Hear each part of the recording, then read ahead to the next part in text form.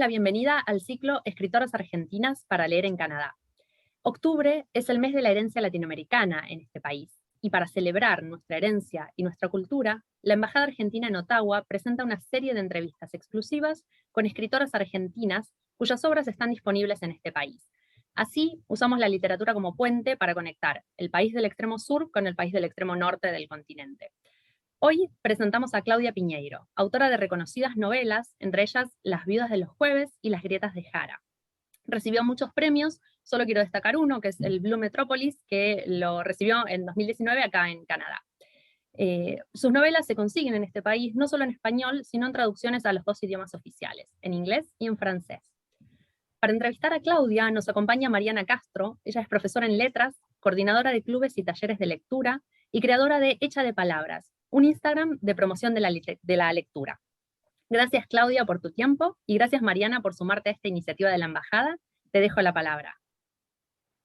Bueno, buenas tardes. Bueno, Claudia, un placer charlar un rato con vos. Para comenzar esta charla, esta conversación que vamos a tener hoy, me gustaría que nos comentes cómo nace esa búsqueda incansable por contar historias, ¿no? Sabemos que tu formación quizás fue por caminos alternativos, por cuestiones contextuales, políticas, históricas, pero que siempre una búsqueda por contar historias de diversas maneras, ¿no? Desde el guión, desde el teatro, desde los relatos, desde las novelas. Entonces, ¿cómo nació esa búsqueda, esa necesidad casi, imagino, ¿no? Bueno, yo desde que sé escribir, o sea que soy lectoescritora, escribo. Creo que hay una necesidad, casi una pulsión hacia la escritura de muchos escritores que necesitamos escribir, expresarnos con la palabra escrita, y luego lo que tenés que es aprender a escribir, ¿no? No solo escribir, sino leer muchísimo, que es la única forma de poder escribir literatura, ¿no? Leer muchísimo, entender los mecanismos, elegir cuáles son los mecanismos que más te interesan a vos para tu propia escritura, cuáles son los autores que más te conmueven, te inspiran, etcétera, ¿no? Pero eso fue toda una búsqueda, pero la realidad es que yo siempre necesité escribir, escribí, y lo que hice después fue entrenarme y aprender y leer para poder escribir lo mejor posible, ¿no? Y esa búsqueda empezó, como bien vos dijiste, por la narrativa, por la literatura, pero también como oficio, como guionista, y también hice la Escuela de Arte Dramático de la EMAD. Todo eso a posteriori de la carrera universitaria, que yo estudié economía, porque en ese momento en la dictadura se cerraron las carreras humanísticas en la universidad pública, y bueno, elegí entre lo que se podía estudiar. Y en tu búsqueda particular desde la narrativa y desde los guiones también, y desde el teatro, ahora también que se suman a una publicación de textos teatrales, hay un especial interés en el realismo, ¿no? En el realismo, en la búsqueda policial, quizás en lo que no se dice, ¿no? En cosas, bueno, pienso en los cuentos, en cosas raras mencionadas, ¿no? En cosas que están ahí por lo bajo. ¿Cuál es la potencia del realismo, ¿no? Teniendo un amplio abanico desde la narrativa, desde la ficción, ¿cuál es la potencia que encontrás en el realismo y en lo policial? A mí me parece que así encarada como vos me haces la pregunta, me gustaría traer una cita de Antonio Tabucchi, que en Autobiografías Ajenas él dice que los escritores tenemos como antenas muy paradas y que detectamos muy rápidamente lo que está aconteciendo en la sociedad, y tenemos la facilidad de poderlo bajar en palabras, ¿no? Entonces, algo que está dando vueltas en el aire, nosotros con las antenas lo traemos, lo bajamos, lo miramos y lo sabemos escribir, ¿no? Contar. Quizás hay otras personas que están viendo lo mismo a nuestro alrededor y tardan más tiempo, necesitan más decantación de la situación para contarla, quizás no tienen la posibilidad de contarlo porque no les gusta escribir, quizás son de ciencias y entonces necesitan, como son de ciencias sociales, necesitan verificar cada dato de esas que detectaron con las antenas antes de poder vertirlo. Los escritores, como además podemos mentir, rápidamente podemos hacer eso que decís vos, que es contar la realidad, pero en realidad estamos contando una mentira. Entonces nos podemos saltear ciertos pasos. Me parece que hay una potencia en eso, ¿no? En poder contar desde un lugar absolutamente ficcional, una situación que por otros medios llevaría a otro recorrido y a lo mejor impactaría de una manera diferente, ¿no? Si vos querés contar algo que está pasando en tu sociedad y lo contás a través de una familia que está sufriendo determinada situación y cómo cada uno de los personajes les afecta, probablemente hay gente que le va a interesar y lo va a leer, y si vos le das un ensayo sobre esa situación particular que está aconteciendo en la sociedad, no le va a producir el mismo efecto, ¿no? Y después, ¿por qué el policial? Creo que el policial es una de las herramientas que más se acercan a contar la realidad hoy, una realidad que tiene mucha violencia, donde el crimen está muy presente, pero de todos modos, como dijo Mempo Giardinelli en algún momento, lo que me interesa a mí también es la ética de la verdad que tiene el policial, ¿no? El policial te promete que te va a decir la verdad, que si hubo un crimen, el policial te va a decir quién lo mató y por qué. Esa sería la pregunta básica. Después en los míos en general la pregunta se subvierte y son otras, pero por lo menos hay una promesa de verdad, que a veces en la realidad, ¿no? Cuando salimos a la calle, acontecen ciertos crímenes y situaciones que quisiéramos saber qué es lo que está pasando y no terminamos de entenderlas ni de saber. Pienso que en esa búsqueda y en esa forma de narrar o de contar la verdad o de prometer una verdad, como decís, intervienen muchísimo las voces de los personajes, el modo de contar, ¿no? En tus construcciones narrativas es muy importante cómo se construye esa verdad a partir de muchas miradas, ¿no? Pienso en Catedrales, pienso en Tuya también, ¿no? Novelas donde las maneras de contar ahí aparecen como un elemento fundamental que da la literatura, ¿no? Como mencionabas, ¿cómo es esa construcción? Para mí una de las decisiones principales cuando uno empieza una narración es elegir el punto de vista. Una narración es absolutamente diferente según el punto de vista que uno escoge. Y a veces el punto de vista está muy claro y decís, voy a contar esta historia parado en este lugar. Y eso es absolutamente en un punto ideológico y político, ¿no? Porque una misma situación contada desde esta ventana se mira de una manera y contada desde esta otra ventana se mira de otra manera. En el caso de Catedrales, yo además del punto de vista, Catedrales aparece una chica muerta y 30 años después no se sabe lo que pasó, aparece además de muerta, quemada y descuartizada, el padre sigue tratando de averiguar qué pasó, no lo puede averiguar, y el hecho de elegir que esté contada por todos esos personajes, que además, excepto uno, son todos parte de la familia, una amiga muy cercana y el resto todo parte de la familia, más el forense, es no solamente el punto de vista, no solamente que cada uno al estilo Rashomon venga y diga qué vio de ese crimen, sino que cada uno asuma la cuota de responsabilidad, ¿no? Y en eso volvemos al tema social, ¿no? Si cada uno puede reflexionar sobre lo que sabe y lo que pasó, y a su vez puede decir, bueno, yo podría haber hecho algo. Hay muchos crímenes que se cometen en las sociedades hoy, que si nosotros pudiéramos reflexionar y dijéramos, bueno, ¿qué podría hacer yo para que esto se modificara? Quizás si todos pensáramos de esa manera, algo se modificaría. Obviamente, por ejemplo, en un crimen de género hay una persona que es quien comete el crimen, ¿no? Hay alguien que mata a una mujer, hay alguien que le pega a una mujer, pero más allá de eso hay una sociedad que de alguna manera tolera eso. Hay sociedades que toleran unos crímenes y hay sociedades que toleran otros crímenes, ¿no? Eso tiene mucho que ver con la conformación social de cada país. Sí. Pienso, bueno, lo mencionabas vos recién, ¿no? La cuestión de género también que está presente en estas historias que vos contás, con personajes femeninos, bueno, desde tu escritura, obviamente. ¿Cómo tomás la narrativa? ¿La pensás como un espacio de militancia, de defensa de ciertos derechos, o de recuperación, o de lucha? Yo la verdad que separo bastante, o sea, cuando yo escribí Tuya, que es mi primera novela, y que creo que tiene mucho que ver, aunque la mirada es desde una mujer absolutamente machista, la protagonista es una mujer machista, hay una mirada crítica sobre ese rol de la mujer, hay una hija que evalúa la posibilidad de hacerse un aborto en las condiciones clandestinas que hasta hace muy poco se hacían en la Argentina. Entonces todos los temas estaban presentes, pero nunca pensados desde el activismo, sino pensados desde, voy a contar una historia de estos personajes. Después a mí, porque soy la misma persona, la que piensa en los temas de género, la que hace activismo y la que escribe, se aparecen en la escritura, pero no pienso la escritura literaria para transmitir un tema. Me parece que eso es un error, o por lo menos a mí no me sale bien. Cuando uno lo piensa en función al tema, el tema se pone por delante y lo que estás contando parece como una excusa para poder pasar una referencia a un tema que te importa. Yo creo que tiene que ser al revés. Ahora lo que te tiene que importar es la historia. los personajes que van a contar esa historia. Y a esos personajes le puede pasar algo referido con un montón de obsesiones, de temores, de angustias que yo tengo como escritora y que transmita a esos personajes, pero sin necesidad de que estén en primer plano. Siempre en primer plano los personajes y lo que narrás para entender quiénes son esos personajes. Por lo menos a mí me parece que lo que escribo funciona mejor de esa manera.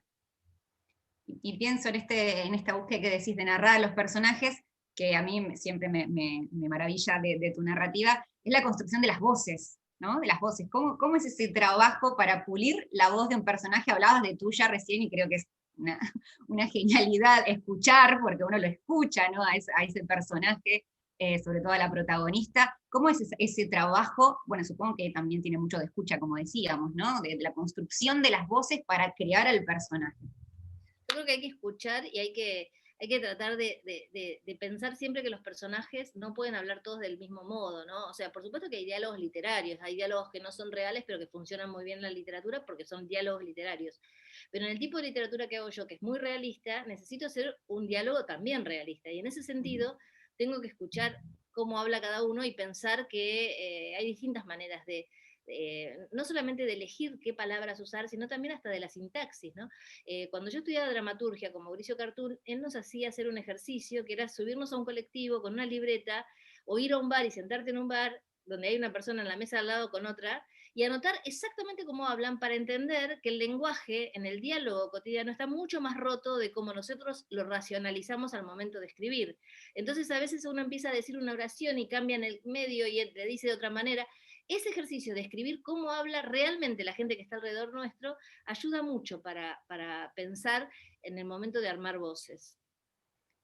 Pienso también en la escritura, ¿no? Bueno, no solamente en tuya, sino en Catedrales que mencionabas recién, también hay personajes que escriben y que tienen la necesidad de escribir, y esa voz está también transformada por la mediación de la escritura, ¿no? En esa construcción. No solamente la oralidad, sino cómo piensa también ese personaje, ¿no? Cómo estructura su pensar. Claro, en el caso de Catedrales, por ejemplo, el personaje que me dio más dificultad en ese sentido es Marcela, porque Marcela es un personaje que tiene un problema de memoria de corto plazo, tiene dificultades con la memoria anterógrada de corto plazo, quiere decir que ella recuerda lo de la infancia, pero no recuerda lo que pasó hoy a la mañana, lo que pasó ayer, o sea, a partir de un golpe, de un trauma, de un traumatismo, no puede acumular nuevos recuerdos. Entonces, yo sabía que es una persona que puede evocar el pasado, pero si va a evocar lo cotidiano, tiene que recurrir a otras armas porque tiene la pizarra en blanco, entonces tiene que ir o a una libreta, a lo que anotó, algo que puso en la computadora, a lo que le dicen, o a inventar o a mentir.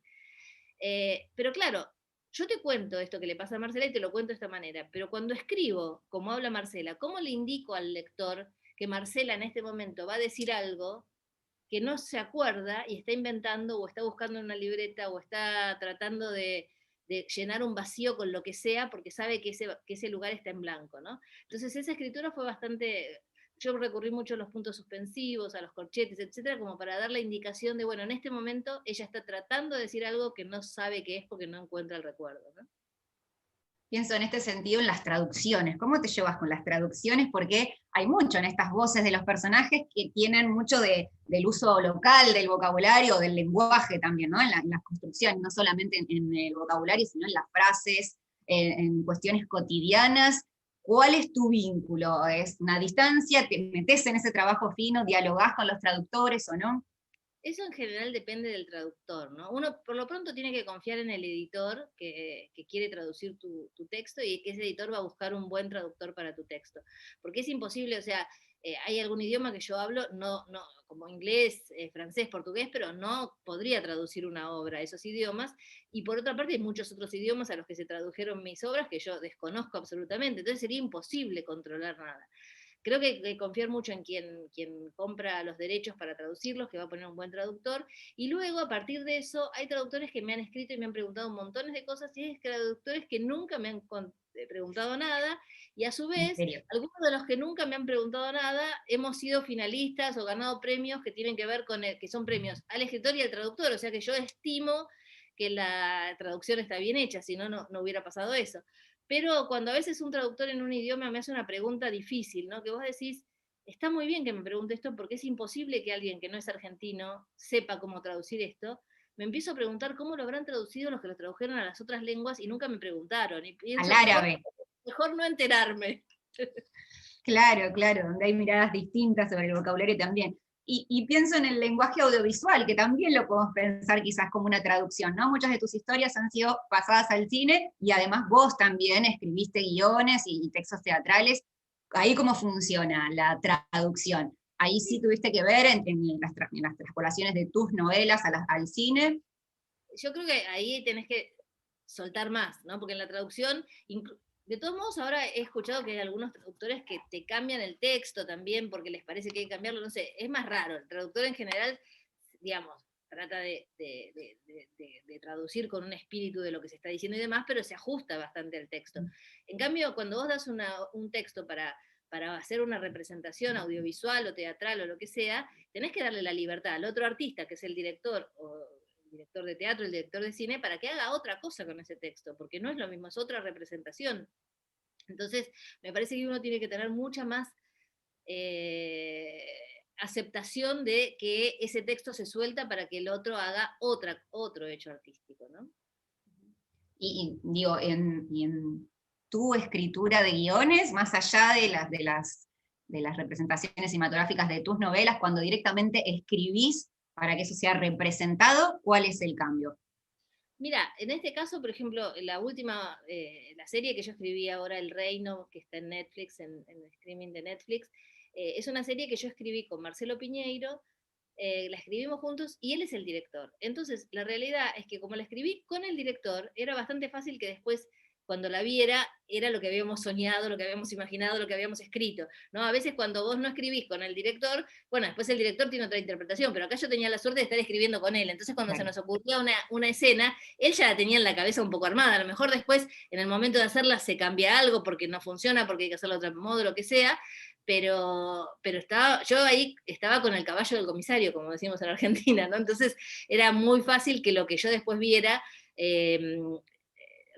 honrara mucho lo que habíamos escrito, pero de todos modos, el director le agrega cosas impresionantes que uno no se imagina al momento de escribir, y cada actor también después agrega, ¿no? Porque cada actor a cada uno de estos personajes lo hizo crecer, ¿no? Cada actor, si los actores son profundos y no se quedan solamente con pasar letra en una escena, y tuvimos la suerte de que los actores de esta serie sean actores muy profundos en ese sentido, le agregan también cosas propias y el personaje crece. Uh-huh. ¿Y cuál es el vínculo con los espectadores, en este caso con lectores? ¿Te gusta conversar, digamos, con tus lectores, saber cómo reciben? ¿O vos decís, sos de esos escritores que, bueno, ya está, yo ya hice mi parte, ahora que el texto siga haciendo la suya? No, bueno, yo pienso que yo hice mi parte y ahora que el texto haga la suya, pero es imposible no conversar sobre todo en momentos de redes sociales en las cuales yo soy fácil de ubicar por todos lados. Entonces, con las novelas, con Catedrales, tuve infinidad de mensajes, porque además salió en medio de la pandemia, entonces la gente que lo leía tenía mucho tiempo para escribirme, yo tenía tiempo para leerlos. Con El Reino fue como una avalancha de mensajes por todas las redes sociales. Entonces yo trato de contestar medianamente, aunque sea con pocas palabras, pero contestar casi todos los mensajes. Y a veces se dan conversaciones interesantes, a veces no, pero también es imposible. Yo no sé, del otro lado, la persona que te manda un mensaje, qué es lo que se imagina, pero en los momentos en que se estrenó El Reino, era abrir cualquiera de las redes sociales y tener 200 mensajes de personas. Entonces es imposible contestar 200 mensajes, aunque intento contestar casi todo, a veces alguno se te pasa o lo contestás más o menos y no sé qué le pasará al otro con esto, ¿no? Pero en general trato de dar una devolución. Buenísimo. Para ir cerrando ya, ¿cómo invitarías a leer a tus textos? Acá hay personas probablemente que van a estar viendo en Canadá y que van a tener la posibilidad de acercarse a tus novelas, quizás en castellano, en inglés, en francés. ¿Cómo abrirías la puerta para que pasen a tus textos? Bueno, es difícil hablar de los propios textos en ese sentido, ¿no? Y además yo creo que cada lector tiene que abrir la puerta de los autores, son distintas puertas, ¿no? Cuando a veces me dicen, tengo un cumpleaños, ¿qué le puedo regalar a mi tía? Le quiero regalar un libro, ¿qué le puedo regalar? Y yo le pregunto, bueno, ¿y cómo es tu tía? ¿Qué lee? Claro. ¿Qué películas le gusta? ¿A qué se dedica? Porque todas las tías no leen los mismos libros, ¿no? Bueno, acá es lo mismo. O sea, yo cuando algún lector me dice, quiero empezar a leerte, ¿por dónde empiezo? Y hago algunas preguntas, porque yo tengo una serie de libros que son más del corte policial, como pueden ser Betty Boo, que es la única novela que yo creo que claramente policial, y después hay una gama de policiales, sociales, etcétera, y hay algunos que son mucho más íntimos, ¿no? Y me parece que en ese sentido, si alguien quiere entrar más por el lado del policial, tendría que entrar por Betty Boo o por las Grietas de Jara. Si alguien quiere entrar por el humor, tendría que entrar por Tuya, porque es la novela que tiene más humor. Si alguien quiere entrar por lo íntimo, tendría que entrar por Elena Sabe, que acaba de ser traducido al inglés, así que está disponible ahora en Canadá, se llama Elena Knows. O por Una suerte pequeña, o por Elena Sabe, ya lo dije, Una suerte pequeña, o Un comunista en calzoncillos, que ese no está traducido al inglés, o sea que sería para los que leen castellano, que es la más autobiográfica porque tiene que ver con mi padre y conmigo en la época en que yo pasaba de la infancia a la adolescencia y la Argentina de la democracia a la dictadura. Y me quedó alguno dando vueltas que no nombré seguramente. Catedrales yo creo que es el que es un poco de los dos. O sea, si alguien quiere un poco de los dos, un poco de policial y un poco de intimidad, es Catedrales, porque yo creo que Catedrales es un thriller familiar, ¿no? Hay crimen, pero hay sobre todo una familia, es la historia de una familia. Sí. Bueno, Flor. Bueno, gracias Claudia, gracias Mariana. La verdad que fue un placer haber compartido la entrevista con ustedes. Y gracias a todos los que se conectaron en nuestras redes para ver la entrevista. Los invitamos a buscar los libros de Claudia Piñeiro. Ya saben que están en inglés, en francés y en español. Y están en librerías y bibliotecas de todo el país, de costa a costa. Y también los invitamos a seguir el Instagram de Mariana, Hecha de Palabras, que tiene muchos contenidos literarios novedosos y muy atractivos. Así que a ambas gracias y a todo el público también. Y nos vemos en la próxima. Muchas gracias. Hasta la próxima.